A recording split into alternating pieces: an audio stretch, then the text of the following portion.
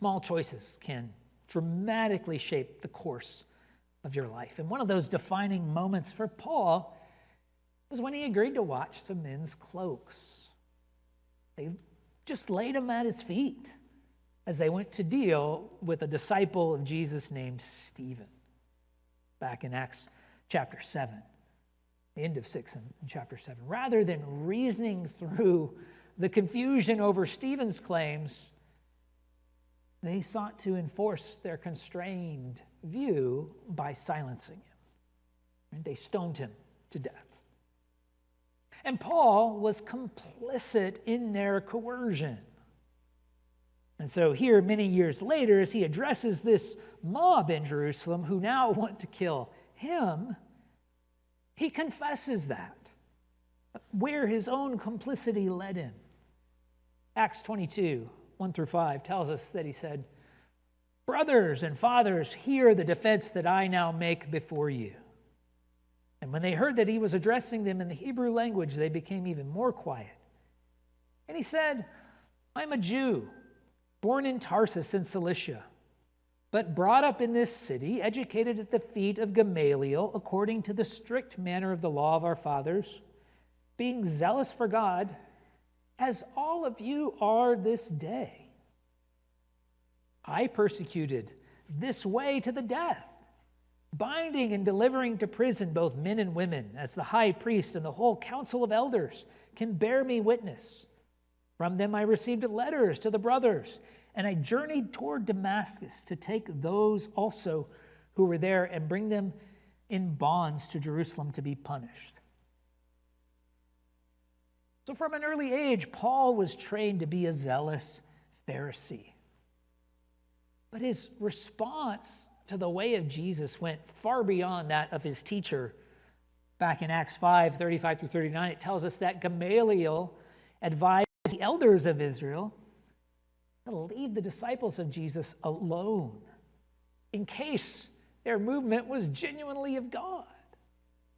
He warned them that they might end up opposing God. So Gamaliel allowed for the possibility that what they said was true. But Paul didn't. After watching Stephen's death, he concluded that the best way to handle confusion was with force, with coercion. And so he took the lead in persecuting Christians. That power to force people to accept your point of view, I think that's a really tempting thing. And it takes a variety of forms. It ranges from browbeating, emotional manipulation, talking someone down, all the way to legislation, to physical threats. And as people ratchet up that pressure, they keep assuring themselves that it's all for a righteous cause. And so in Acts, we've seen that Jews persecute early Christians. And then later in history, the Romans persecute them. But an interesting thing happens as you move further on in church history. You find that there's people who profess the name of Christ who then turn around and use those same sorts of tactics against Jews and others. There's something wrong with that. You have to see that. And I think that temptation to exert some kind of coercive power continues today. There's obvious problems with that. First, outward conformity is not the same as personal belief. You have to recognize that. As the old saying goes, a man convinced against his will is of the same opinion still. People are stubborn. The harder you push, the more they dig in, the more they resist. In fact, I think when you use pressure tactics to support your view, it actually says that your view is not strong enough to persuade anyone. For us as Christians, the biggest problem with resorting to those sorts of pressure tactics is that it stands in contradiction to the character of Christ's ministry. Think of what he says in Matthew 11, 28 through 30.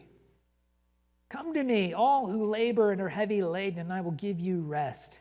Take my yoke upon you and learn from me, for I am gentle and lowly in heart, and you'll find rest for your souls. For my yoke is easy and my burden is light.